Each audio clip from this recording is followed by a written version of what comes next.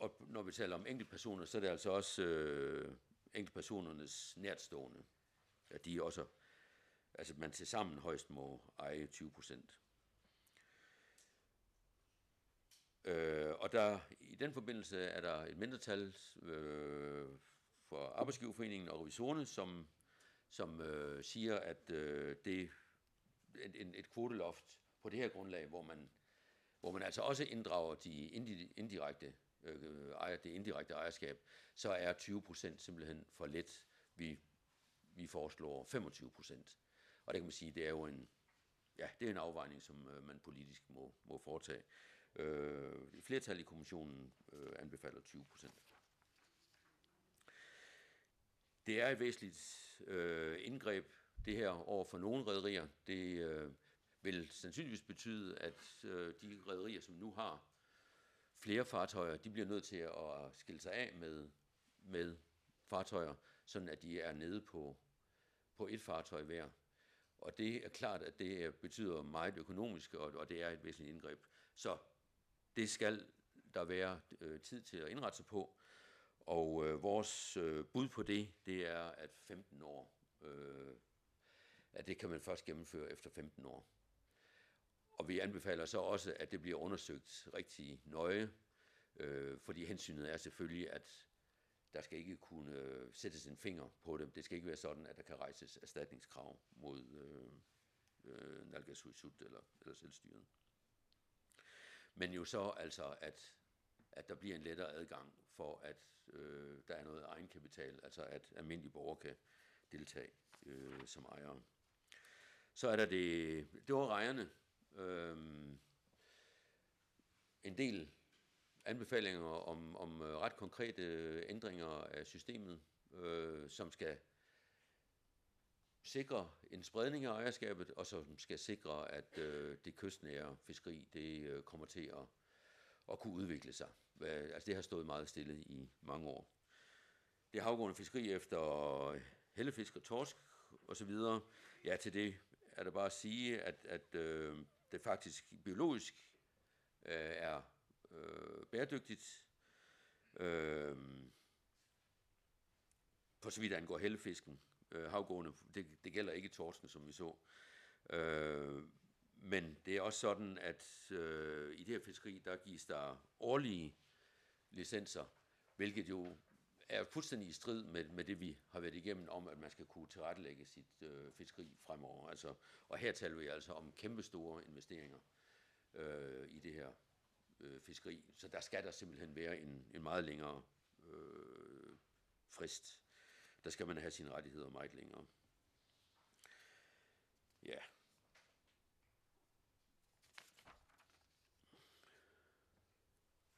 Vi anbefaler, at der bliver indført IOK-system for fiskeriet efter hellefisk, torsk og rødfisk simpelthen, og at opsigelsesvarslet det bliver 10-15 år.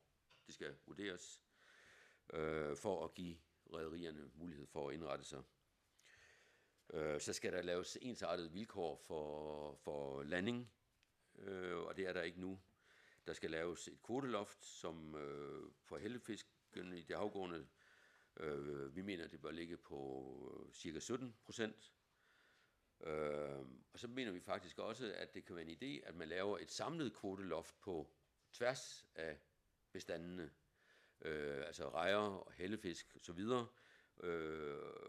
men at det så ikke bør være lavere end knap 20%.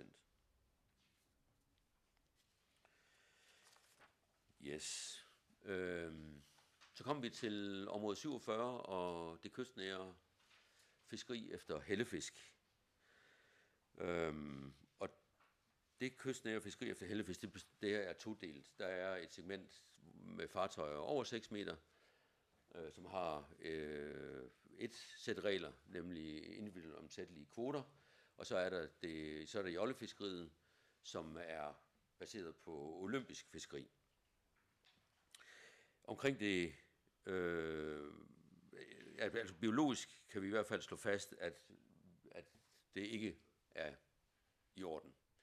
Vi er simpelthen derhenne, hvor et økonomisk kollaps, efter vores opfattelse, er umiddelbart forestående. Det kan ske når som helst. Og når jeg siger det, så er det på baggrund blandt andet af det skema, som I kan se her. Hvis vi kigger på den øverste linje, hvor det fremgår, at fangsten som andel af rådgivning i 2013 udgjorde 109%, altså var lidt over rådgivning, så er den i 2020 på knap 160%. Og vi var inde på det lige til at starte med, men bare for at slå det fast, altså vi har et fiskeri, der ligger langt over rådgivningen. Har det nogen betydning? Vi kan se det direkte, at det har betydning, og det kan vi på de kurver, som er nedenunder, som viser gennemsnitsstørrelsen på hellefisken i de 3 områder, Diskobugten blå, Uummannaq rød og Ubanavik grøn, og hvor vi altså bare kan se, at gennemsnitsstørrelsen den falder hvert eneste år. Vi har som sagt været heldige med, at priserne har været gode, så det har stadigvæk kunne lade sig gøre at indhandle, og man får noget ud af det, men der er ikke nogen tvivl om, at fiskeriet går ned ad bakke, og der må skrides ind efter et flertals opfattelse. Vi kan jo se, at antallet af licenser er steget siden 2013 med 59% i Diskobugten, 37% i Uummannaq og 31% i Ubanavik. Og det her fører selvfølgelig til en alt for stor kapacitet. Og det giver ikke alene en overkapacitet, men det betyder også, at der er alt for mange, der er beskæftiget med det fiskeri.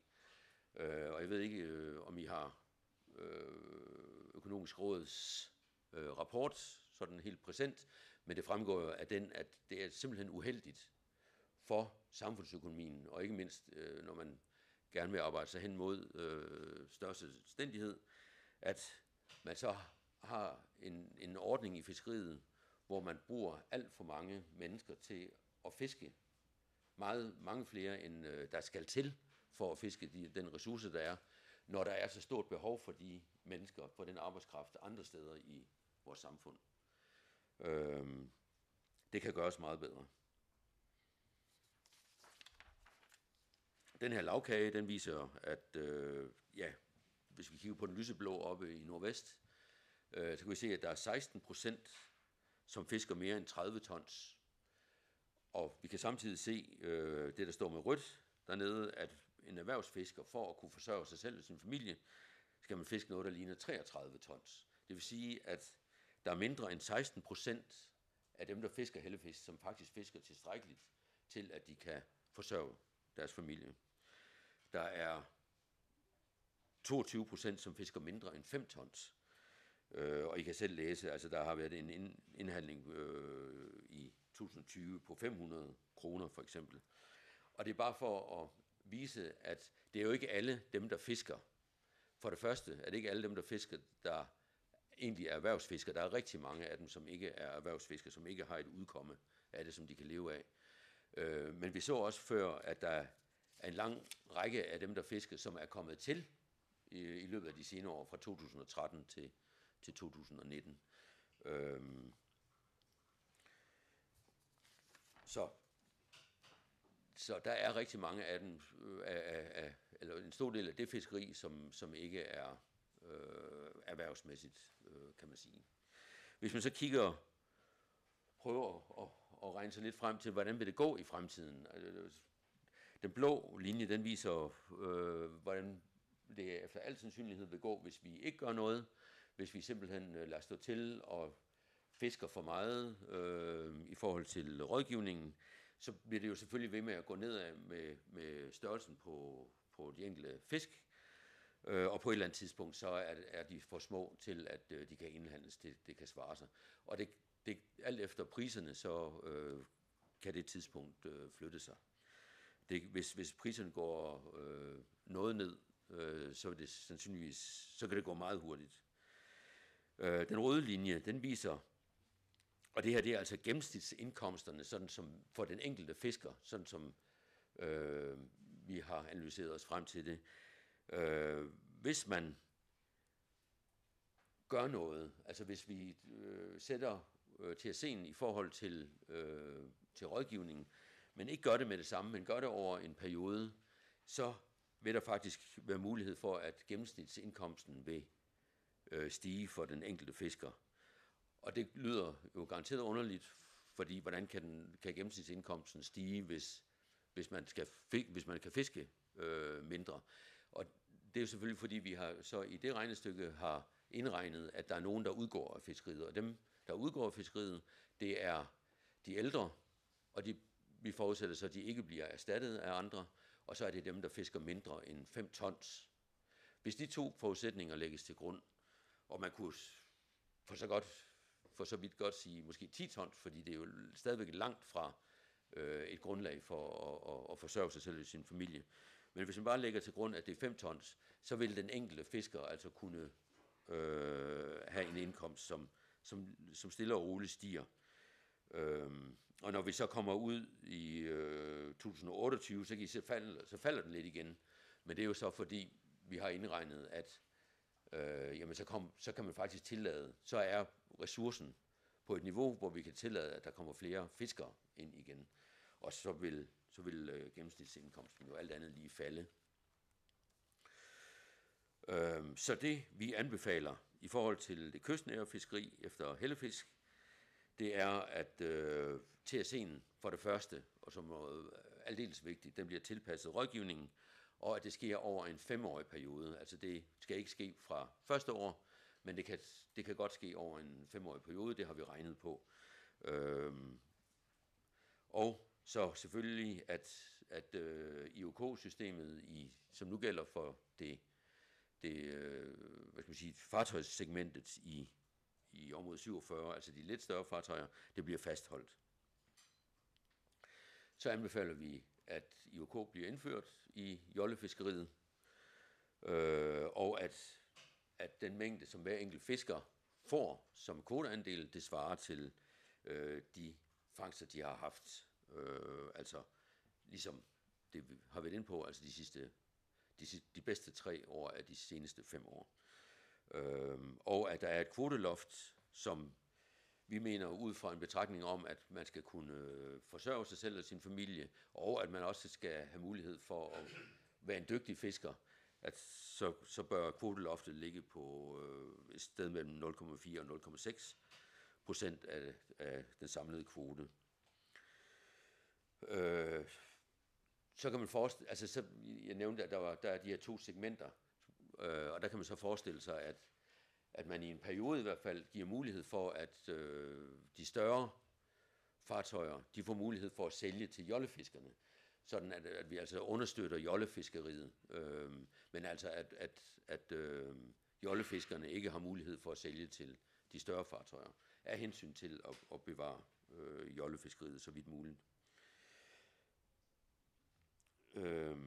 Og så kan man forestille sig, altså det her, det kommer jo, altså en forudsætning var, at dem, der udgår fiskeriet, de bliver ikke erstattet af nogen. Ja, hvad betyder det så for unge fiskere? Jamen det betyder faktisk, at de som udgangspunkt jo ikke får mulighed for at komme ind, medmindre man laver nogle særlige ordninger for dem. Og det kan man så overveje at gøre, også eventuelle støtteordninger, så de kan komme ind i fiskeriet.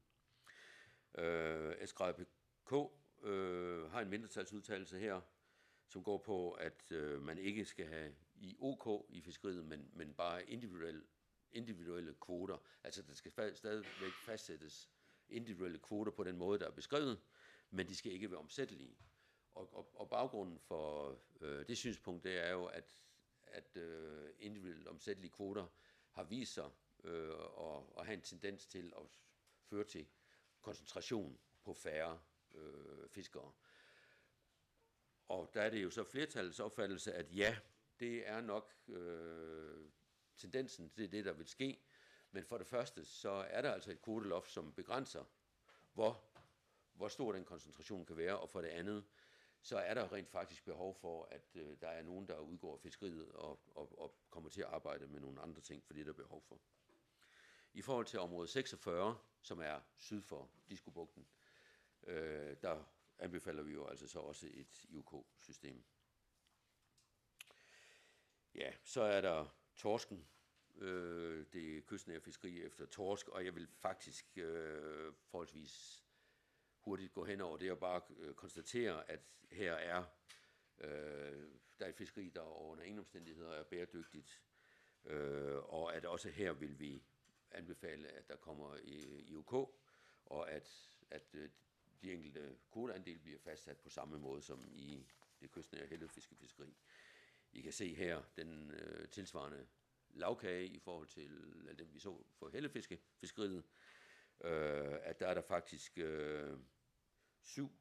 som fisker over 30 tons. 7%, der fisker over 30 tons. Og hvis man alene ernærede sig ved torskefiskeri, så skal man have et fiskeri på omkring 65-67 tons. Så der er, det er der meget få, der har. Men det skal selvfølgelig også siges i den sammenhæng, at i torskefiskeriet, der har man også andet fiskeri. Så det bliver selvfølgelig suppleret af andet, men alligevel, det er lidt sigende, at 68% af torskefiskerne, de fisker altså mindre end 5 tons.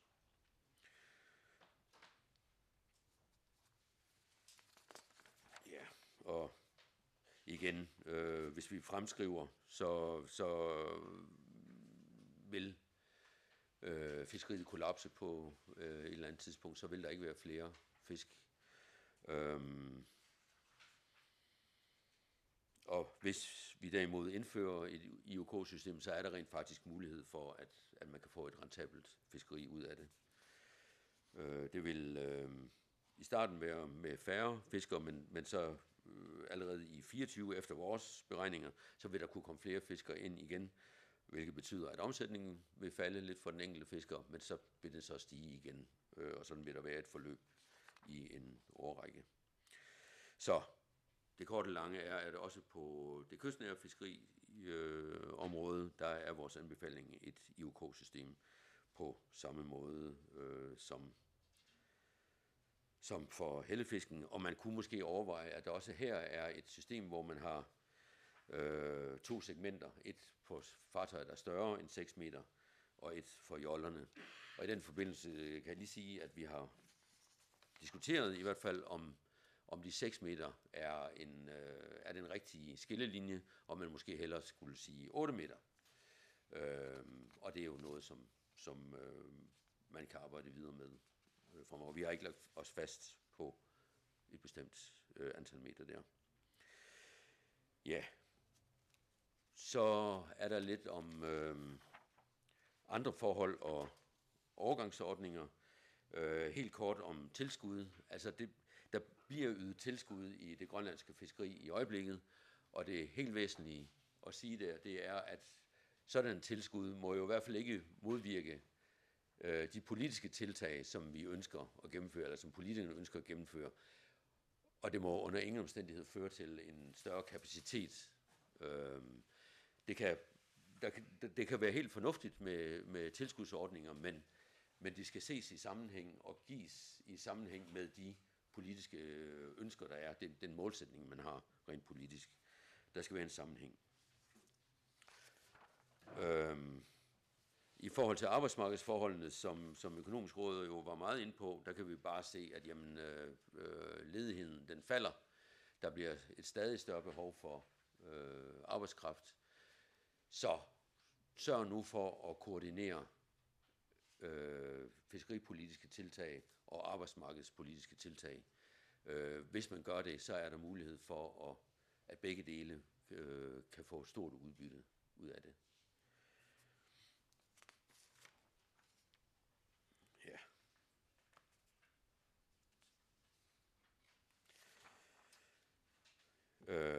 Jeg tror, jeg går hastigt videre her. Vi har diskuteret meget uddannelse og kompetenceudvikling, og det er jo sigende, at der er så få grønlandske officerer ombord på fartøjerne, som der er. Det kan næsten ikke være rigtigt, det kan vi næsten ikke være bekendt, at vi ikke er i stand til at uddanne flere officerer til vores egen flåde. Det kan vi ikke gøre fra i morgen, men der bliver nødt til at blive skabt nogle rammer, som gør, at vi i højere grad kan det. Det vil jo også betyde, at ganske store lønsummer vil i højere grad vil blive i landet i forhold til den situation, der er i dag. Ja, så har vi nogle områder, jeg ikke har været ordentligt inde på. Vi har nævnt fiskeriøkonomisk fagmiljø, eller et fiskeriøkonomisk institut, som vi anbefaler bliver etableret. Så står der noget i betænkningen om omladnings- og indhandlingsfartøjer. Vi har ikke snakket om kvoteflex, det gør vi i betænkningen. Kvoteflex, det er altså, at man kan overføre kvote fra et år til et andet, hvis man af en eller anden grund ikke har nået at fiske hele sin kvote, så kan man overføre en lille del til det næste år. Men det er også begrænset. Omkring forsøgsfiskeri igen, jamen der skal være nogle klare lovgivningsmæssige rammer for det. Og så har vi også et afsnit om værditilvækst. Altså, hvordan får vi mere, en større værdi ud af de ressourcer, vi har, og som vi tager op af vandet. Økonomiske og administrative konsekvenser, jamen der er mange rigtig gode grunde til, at det er meget svært at forudsige, fordi vi mangler data, og så videre og så videre. Men det vi kan sige, det er, at hvis de her anbefalinger bliver gennemført, så vil det skabe et større samfundsmæssigt økonomisk tilskud. Ressourcerenten vil simpelthen stige, og der vil være et større afkast til samfundet. Det gælder sådan set alle de steder, hvor man går fra olympisk fiskeri til fiskeri med individuelle omsættelige kvoter, men det går også på det kystnære rejfiskeri for eksempel, at det vil blive mere effektivt.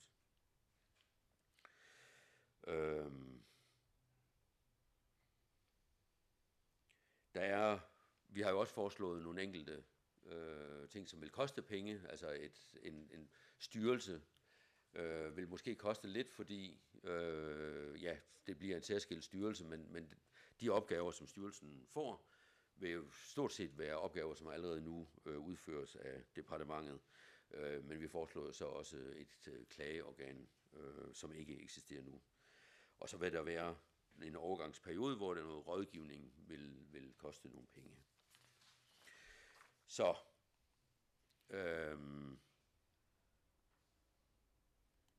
der står, ingen handling vil betyde store negative økonomiske konsekvenser. Det betyder, at hvis man ikke gør noget, det kunne måske misforstås den sætning, men det betyder, at hvis man ikke gør noget, så har det store negative konsekvenser. Det har vi kunne se jo meget tydeligt på slidesene med hellefisk og torsk. Så sørg nu for at få en balance mellem den videnskabelige rådgivning om kvoter og kvotefastsættelsen. Sørg for, at man har en sikkerhed i sit fiskeri, så man kan investere. Og sørg for, at der er en sammenhæng mellem fiskeripolitiske og arbejdsmarkeds- og uddannelsespolitiske tiltag. Det er i hvert fald noget, man skal gå videre med. Yes, og det var ordene herfra. Så ja, Jensine, du rakte hånden op. Et sekund. Ja, tak for den fremlæggelse, som du kom med. Den er meget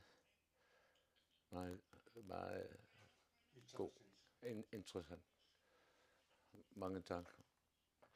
Altså, du kan sige noget om konsum. Det er meget interessant og meget udført fra Fiskerikommissionens side. Hvorfor skal man ændre på de ting i dag? Hvorfor skal man ændre på det? Hvorfor skal man ændre på? Kan du?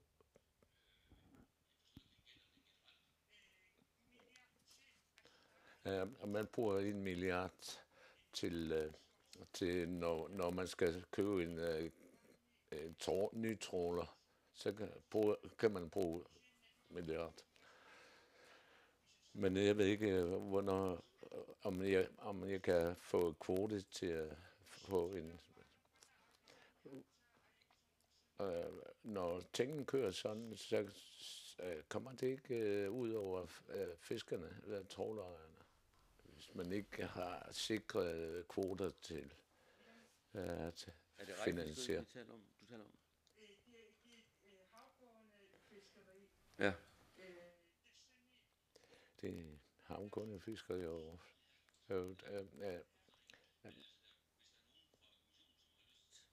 til at svare sig i meget velkommen. Ja. Piffissami sivikitsuinnarmi aalisaqartassan raajartassaniltunniussi soqartalerni. Hvorfor er det en bestemt periode, hvor man giver kvoter? Når ajuttua on ajunkanu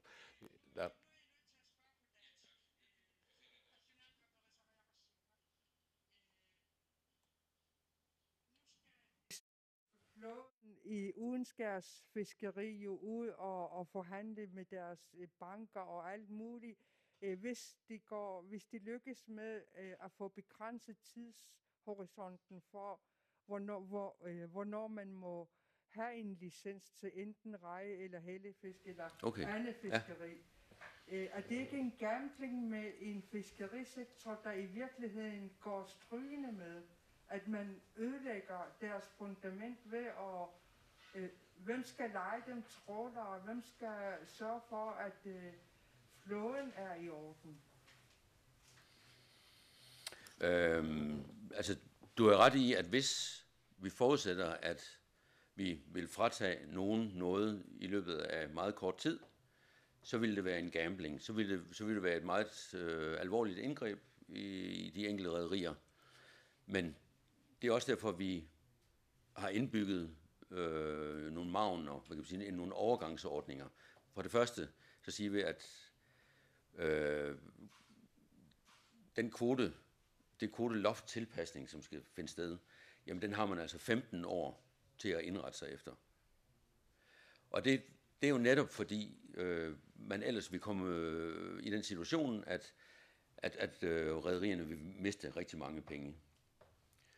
Men hvis de har en tilstrækkelig lang tidshorisont til at indrette sig, jamen så har de netop den mulighed at indrette sig, og så kommer de ikke i det, eller har de ikke de udfordringer, som du er inde på der.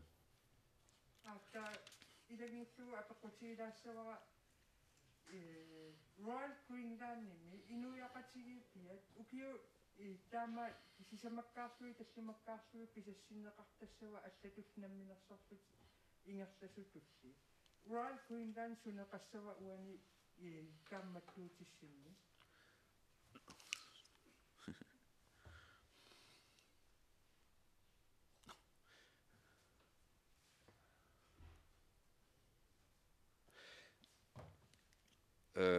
Jeg forstår spørgsmålet sådan, at det handler om Royal Greenland, hvordan reglerne skal være i forhold til Royal Greenland, og der er kommissionens opfattelse, at de skal være underlagt samme vilkår som andre rederier. Ja, værsgo.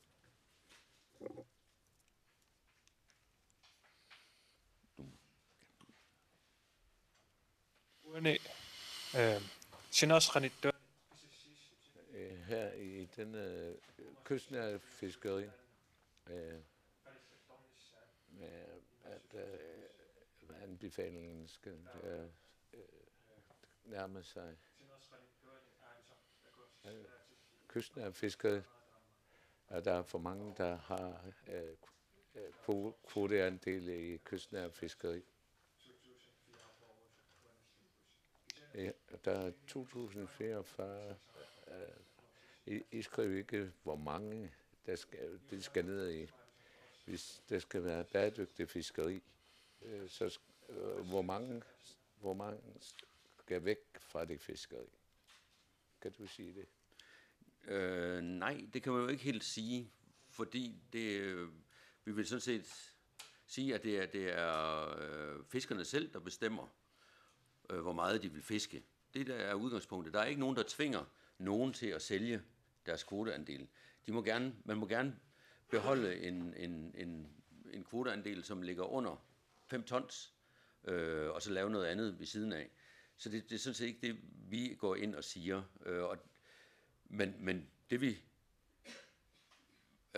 slår fast, det er, at den samlede mængde, der bliver fisket, den skal bringes ned til rådgivningsniveauet. Det vi så, at grunden til, at vi har de slides omkring, hvor mange fiskere der er, det er bare for at vise, at der er et stort fiskeritryk, og der er en meget stor kapacitet, og at en så stor kapacitet og så stort et fiskeritryk, det fører også til et tryk på det politiske system, for at få en så høj TAC som muligt. Vi kan jo se på rejefiskeriet, at når man får indført IOK, så stopper det tryk på det politiske system, fordi så ved man, der er ikke noget at komme efter. Hvis man udvider ikke bare TAC'en sådan, eller man får ikke bare en licens, fordi det vil ændre fundamentet for den investering, man har foretaget. Ja, man kan også trække på internationale erfaringer. Man ved, at når man indfører det her system, så på forskellige vis, så tilpasser man sig. Formanden nævnte, at nogen vil trække sig tilbage, fordi de bliver gamle, og så vil de sælge deres kvoteandele til nogle andre. Og det mest klassiske mønster her, det er, at over tid, så får man simpelthen kvoteandele, der passer bedre til de økonomiske vilkår, man har med de forskellige fartøjer. Og det er sådan set den model, som vi har lagt os op af, og som har man jo selvfølgelig også tydeligt set i Grønland med hensyn til rejerne historisk. Så det er jo det.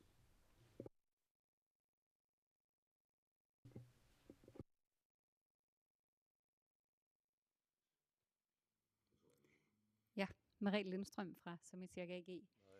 Jeg kunne godt tænke mig at høre lidt om, hvis man skal have fordelt ejerskabet inden for havgående rejefiskeri, og nogle af de her rederier skal sælge ud af fartøjer osv., så kræver det jo, at der er nogle ret tunge investeringsfolk til at overtage. Og I har nævnt pensionskasser, vi har vist kun én her i Grønland, og spørgsmålet er, om der er penge til den slags investeringer, om det er realistisk. Har I overvejet, om der findes penge til det her i landet? Altså for det første, der er 2 ting i det her. Der er en lang tidshorisont. Det er jo 15 plus 10. Og det er vel, jeg tror ikke, det har set nogen steder, hvor gode forretninger ikke på en eller anden måde bliver finansieret af nogen. Det er det ene, ikke også? Og det andet, det er, at man kan jo forestille sig, jo rent faktisk, at man skaber nye rederier, der overtager det her. Og det er klart, at man kan jo ikke udelukke, det er måske også det, der ligger i dit argument, at værdien af de kvoterettigheder, man om 25 år skal afhænde, bliver mindre af, at man har en kvoteloft. Det skriver vi også direkte i betænkningen, at det, at man indfører kvoteloft, kan have nogle økonomiske konsekvenser. Men det behøver ikke på lang sigt at få nævneværdig betydning. Men vi ved det jo rent faktisk ikke, fordi vi er helt opmærksom på det, som du også nævner, at kapitaladgangen har stor betydning. Og derfor er det jo klart, at man må jo afvente og se, hvad der kommer af investeringsmuligheder, men der er ret lang tidshorisont, så må ikke der er nogen, der vil blive til bolle her. Det vil være mit bedste bud, når man ser på, hvad der ellers sker rundt omkring også i det grønlandske samfund med hensyn til investeringer.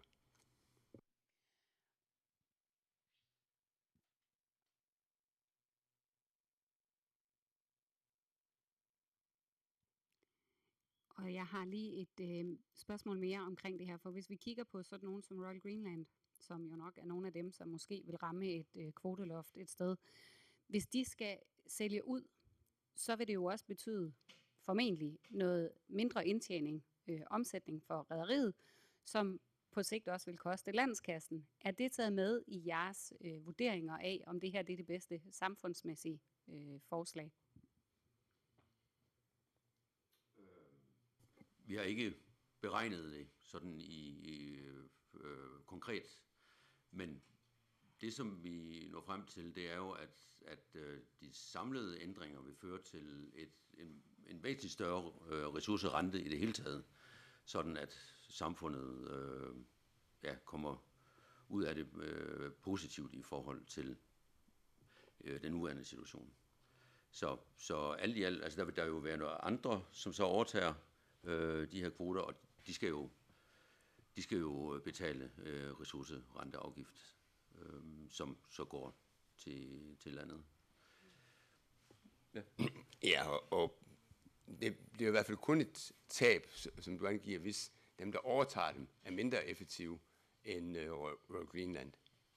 Så, fordi det er jo, det er klart, det har vi jo ikke egentlig data på, men i hvert fald hvis man ser på det eksisterende system, så er der ikke noget, der tyder på, at der ikke er nogen af de private rederier, der er lige så effektive som Royal Greenland.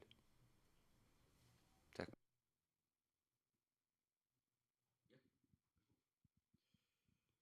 Jeg vil høre, om I kunne uddybe, hvorfor det er, at I mener, flertallet mener, det er godt med en licensstyrelse, altså hvorfor man ikke kan indføre de her regler uden at have den, og bibeholde det i departementet for eksempel.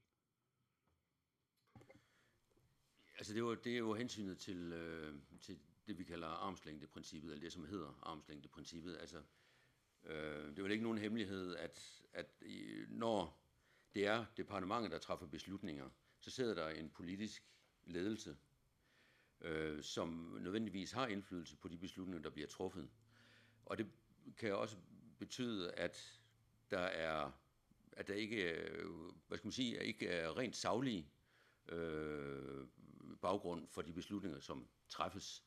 Og den måde, man kan sikre det på, det er efter vores opfattelse, armslængdeprincippet, at man skiller de politiske beslutninger, som giver en retning fra, hvad kan man sige, den konkrete administrative udmøntning af de beslutninger, som er politiske. Yes. Og en tilføjelse til det er, at det skærper jo åbenlyst politikernes interesse for at få sat nogle rammer, der følger de både måske kortsigtede, men især langsigtede ønsker, man politisk må have til et erhverv. Og det har man jo set i række steder i verden, hvis man går ind på olie-gas-området, hvor man netop har brugt den her model. Og jeg tror bare, at man må sige, alle steder, hvor man har en sådan adskillelse med armslængdeprincippet, der forøger man faktisk fokus på politikernes rolle. Og man skal jo ikke med den her ordning sætte lighedstegn med, at politikerne mister indflydelse. Man kan sige tværtimod, får de faktisk mulighed for netop at lægge de langsigtede økonomiske og sociale bæredygtighedskriterier ned i systemet, og bliver ikke fanget ind, populært sagt, i daglige afvejninger, som kan gå den ene retning den ene dag, og den anden retning den anden dag, og det kan jo måske også skifte lidt med partifarve og den slags.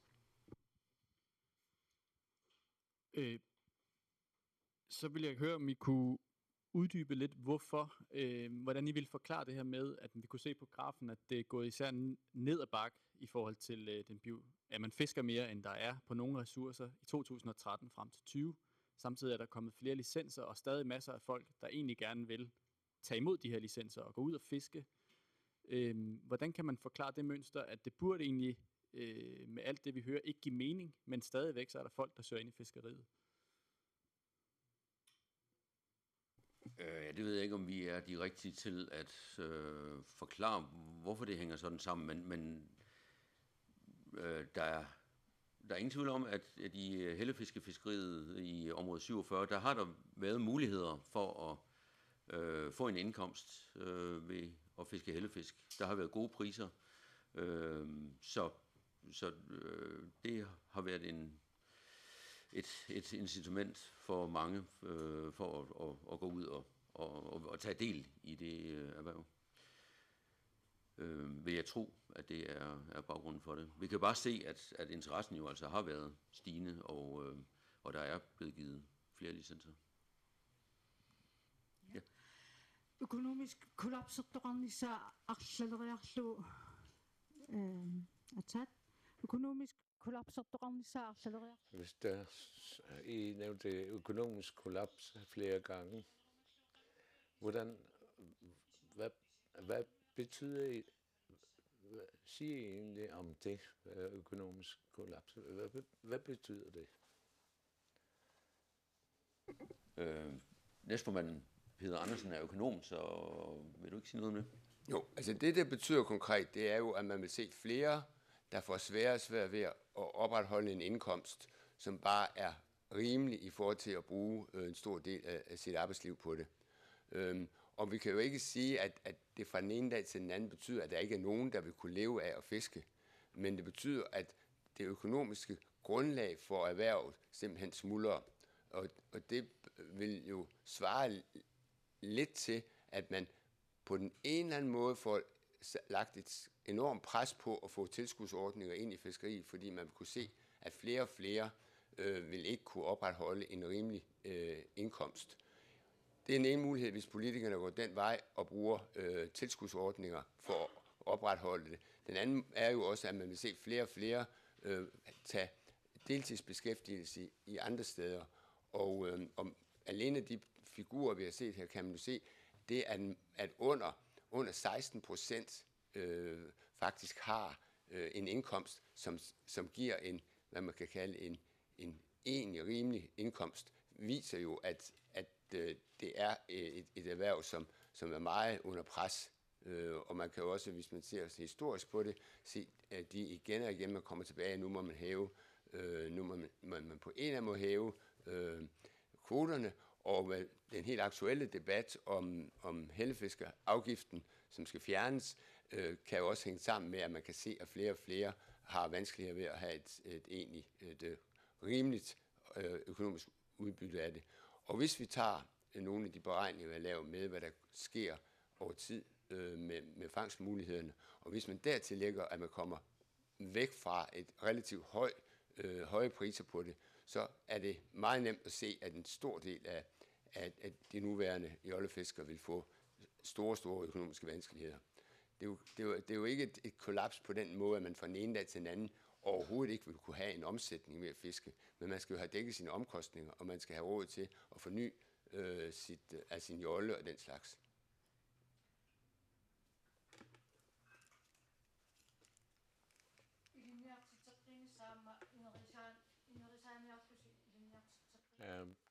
Man vil udvikle ved at uddanne fiskere.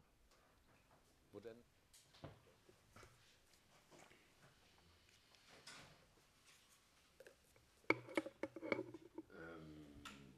Tænker du på i rejefiskeriet eller i generelt? Altså vi har i kommissionen har vi faktisk drøftet en del, at man som forudsætning for en licens, også i jollefiskeriet, ville kunne, altså muligheden for at opstille et krav om, at man har en eller anden form for licens. Uddannelse. Nå, yes. Vi har rent faktisk drøftet i kommissionen, at den mulighed, at man som en forudsætning for at få en licens, har en form for uddannelse, taget nogle kurser i måske noget regnskab, noget sikkerhed og den slags ting. I forhold til officerer, hvis det var det, du tænker på, så er det jo en udvikling, som er langvarig. Altså det vil tage mange år, før vi når frem til en situation, hvor vi selv kan uddanne, eller kan få uddannet officerer til vores flåde. Men vi er nødt til at tage de første skridt i den retning. Nu er det kommissionens opfattelse. Hvis jeg bare lige fortsætter, for jeg har tilkaldt hjælp, fordi jeg er kun sådan en rigtig simpel økonom. Nu har jeg brug for lidt bankøkonom hjælp også. Altså omkring jollesegment og fartøjssegment, så kan vi jo se, at det uddannelsesmæssige grundlag for at lave langtidsplanlægning, økonomisk planlægning osv. er jo ganske begrænset.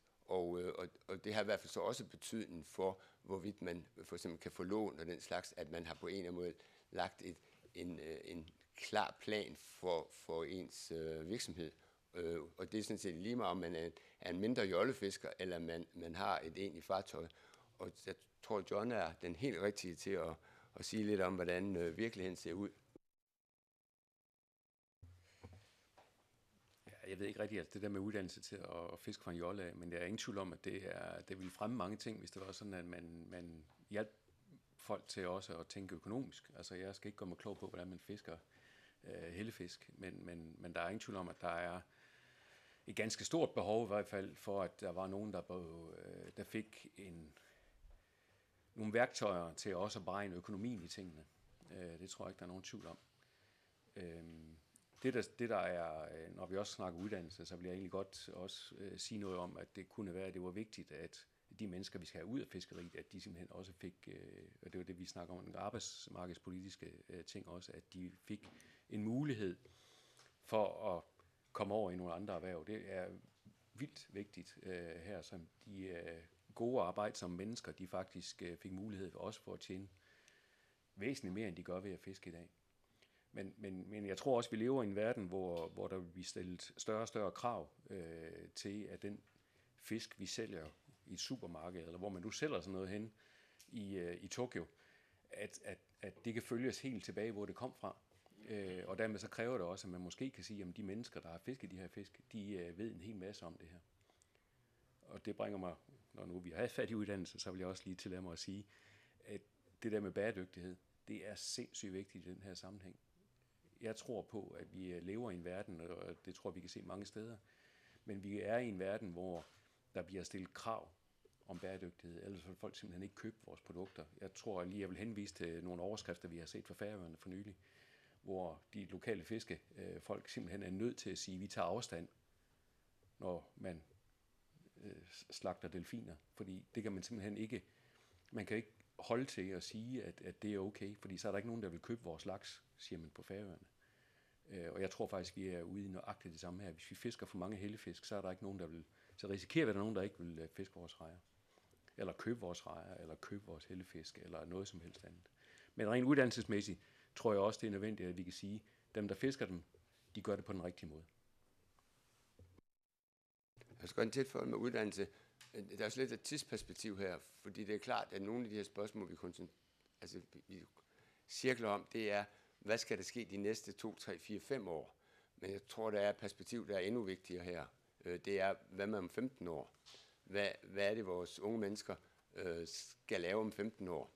Og der tror jeg, at uddannelsesdelen andre steder også end i fiskeriet er meget, meget vigtig. Og det er jo nærmest en gentagelse af nogle af de ting, der står i Skatte- og Velfærdskommissionens rapport fra for godt 10 år siden, hvor jeg også sad i.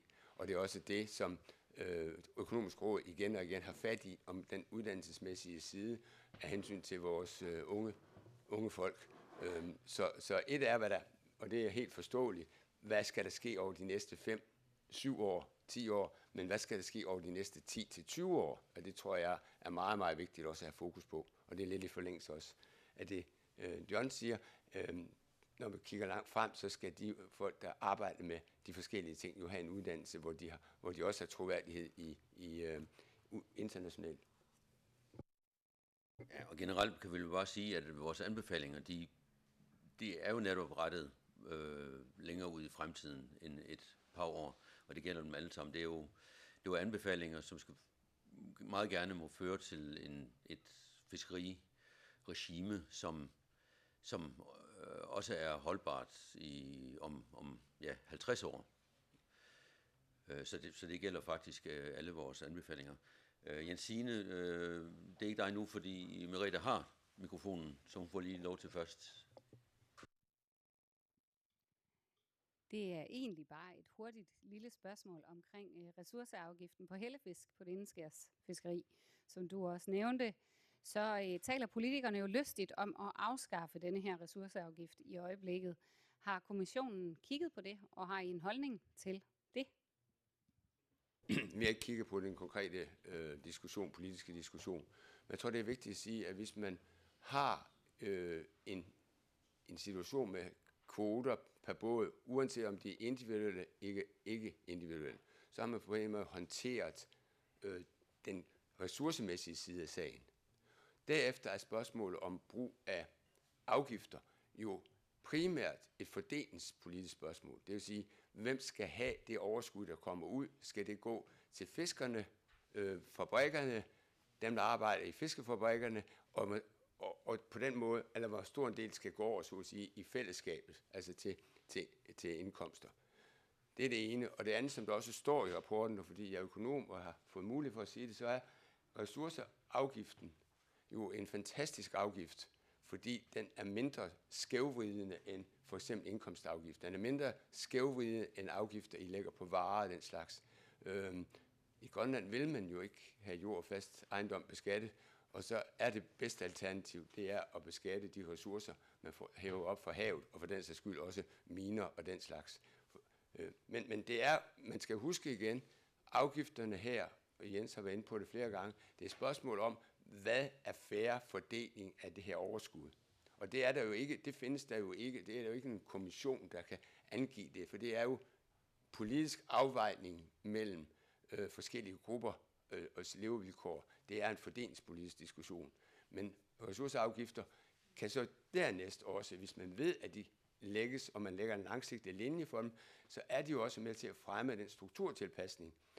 Fordi hvis man ved, at man om 10 eller 15 år skal betale en større andel af det overskud, man har som ressourceafgift, ja, så vil det jo være med til at forøge fokus på at drive et økonomisk effektivt fiskeri. Så det har flere funktioner, men i høj grad et fordelingspolitisk. Og helt aktuelt er det jo også fordelingspolitisk. Men man kan sige, at hvis man fjerner afgifter, uden at have styr på den biologiske side, så kommer der bare flere, der ønsker at få fiskerirettigheder. Bare lige supplement til det. Altså vi har ikke, som sagt ikke forholdt os til de konkrete forslag, men det ligger jo i stort set alle de principper, jeg nu har gennemgået, at vi ønsker jo et fiskeri, som danner grundlag for en høj ressourcerente, og at den ressourcerente skal fordeles fair. Så et stykke ud i fremtiden i hvert fald, ser vi da for os, at der er en fiskeristruktur, som giver mulighed for også et afkast til samfundet i form af afgifter. Jensine?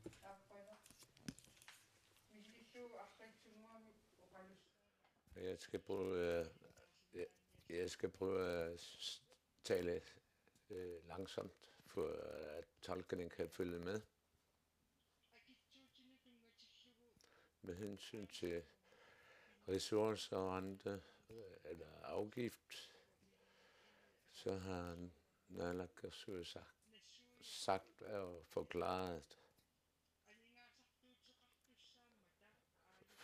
fordi fiskerne skal have udgifter, når der er en ændring af strukturen, fordi der skal være nogen, eller tid til at planlægge, at der skal være en overgang, og det har brug for fiskerne. Fiskerne har brug for penge til overgangs. Jeg har ikke sagt, at trålerne skal blive flere, og jeg har heller ikke sagt, at andre fiskere skal blive flere.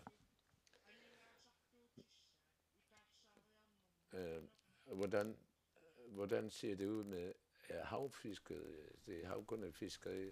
Har de nogle... Har de nogle... får de uddækket deres udgifter? Hvorfor skal de spare op?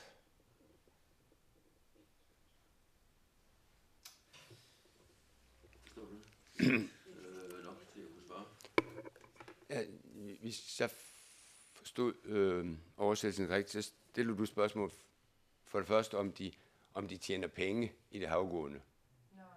Så må jeg nødt. Ja, men så har jeg... Jeg bare køre det på dansk. Men Medlemmerne af Så for fiskeri, Aqalwaq Bilmanege har lige været ude i et landsmøde, hvor han også forklarer, hvorfor det er nødvendigt med afskaffelsen af hellefiskeafgiften for det kystnære hellefiskefiskeri. Men en af argumenterne er, at de skal bruge penge og ressourcer på omstilling efter blandt andet Fiskerikommissionens anbefalinger til den nye struktur. Hvor meget er det, de enkelte rederier, de enkelte jollefiskere skal regne med at skulle bruge af ekstra kroner til at omstille sig til de nye forhold inden for fiskeriet?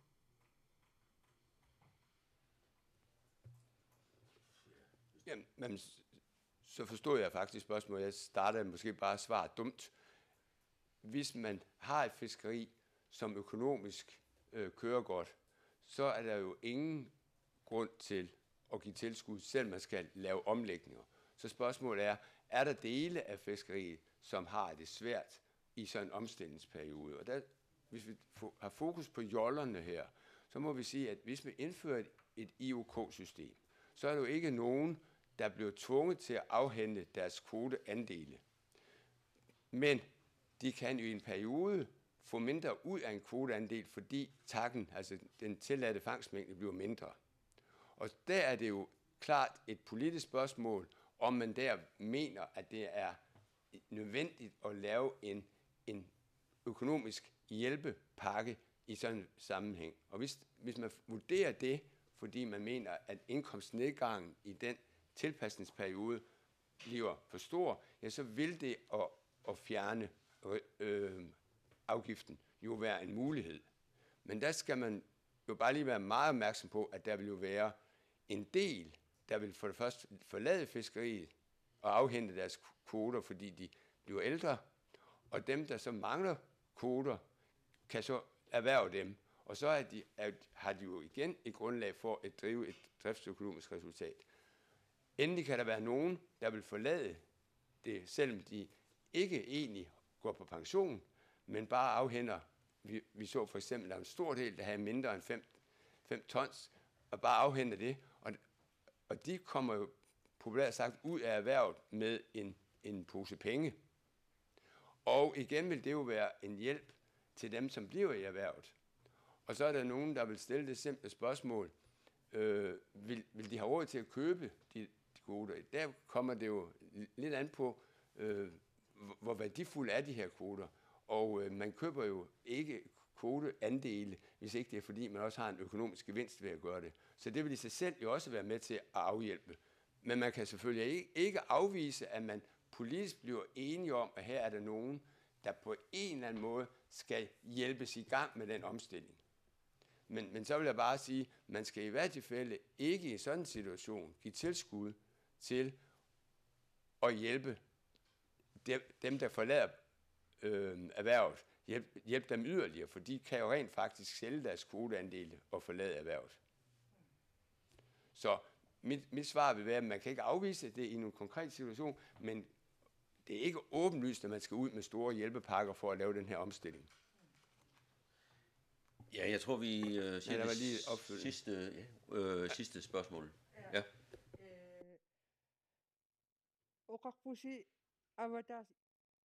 I sagde, at havfiskerne, at der skal ikke være forskel mellem havgående fiskeri og kystnære fiskeri. Eller det skal have lige vilkår. For fiskeri og fiskeri ved kysten og havgående fiskeri. Om der ikke kan blive flere kystnære fiskere.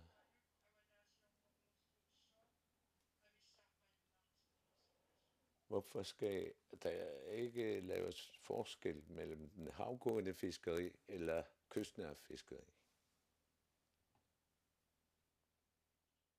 Altså, spørgsmålet er, hvorfor man ikke vil fastholde den forskel, der er. Ja. Jamen, det er altså af to grunde. For det første, det principielle, at når man har en bestand, så taler lighedsprincippet jo for, at jamen, så skal dem, der fisker på den, også have samme vilkår som udgangspunkt. Der må være en begrundelse, hvis det ikke er tilfældet. Den anden er, at der rent faktisk er en udfordring i det kystnære rejefiskeri i forhold til strukturtilpasning, som vi med de her anbefalinger, vi har på det her område, mener at kunne hjælpe på. Så det er de to grunde til det. Ja, der er ikke nogen grund til at opretholde den forskel. Det er vigtigt at fastslå, at det er ikke sådan, at alle fartøjerne fra loven træder i kraft, rent faktisk får samme vilkår. De får mulighed for at tilkøbe sig samme vilkår. Bare lige forlængelse af det, formanden siger, så tror jeg, at det er meget, meget vigtigt at slå fast, at kommissionen har som udgangspunkt, at de samlede mængder, der skal landes til forarbejdning, skal være uændret. Altså andelen af takken på rejer, der skal landes til forarbejdning, skal være uændret. Jeg vil også mene, at der måske vil være nogen i kommissionen, der vil synes, at det vil være fint, hvis det faktisk endte med, at forholdene var sådan, at der blev landet endnu flere, hvad der jo godt kan være en mulighed, afhængig af priserne og af markedsforholdene. Det er det ene. Og det andet, det er jo, at den måde, vi foreslår det her på, det er jo, at man starter systemet op med at få de kvoteandele, man har i dag, som de er i dag. Det vil sige, de fartøjer, kystnære fartøjer, der kun har kvoter til landing, ja, de får nogle landingspligtige kvoter. Dem, der har en kombination, får stadigvæk en kombination, og de havgående vil få en kombination af nogen, der er landingspligtige og ikke landingspligtige, svarende til det, man har i dag. Hvis det så viser sig om 10 år eller 5 år, at der ikke sker noget her, så er det så, fordi det system, man har i dag, er optimalt økonomisk. Det betyder så også, at der er ikke nogen af de kystnære fartøjer, der ønsker at få nogle ikke indhandlingspligtige, og der er heller ikke nogen af de havgående, der ønsker at afhænde hverken nogle indhandlingspligtige eller ikke indhandlingspligtige. Og så sker der jo ingenting ved vores forslag. Men det tør jeg godt sige, at der kommer til at ske noget over de næste 10 år. Fordi der vil simpelthen komme en strukturtilpasning i det kystnære. Vi så de her meget tydelige figurer over aldersfordelingen for de her fartøjer. Der vil komme en ændring over de næste år. Og med det her, så får man faktisk jo mulighed for at udnytte det, som formanden også vil sige, at over tid, så vil man faktisk kunne have flere fartøjer, der har en kombination af indhandlingspligtige og ikke indhandlingspligtige kvoter. Og man får jo på den her måde jo mulighed for at udnytte de forskellige fordele, de forskellige fartøjstyper har. Ikke?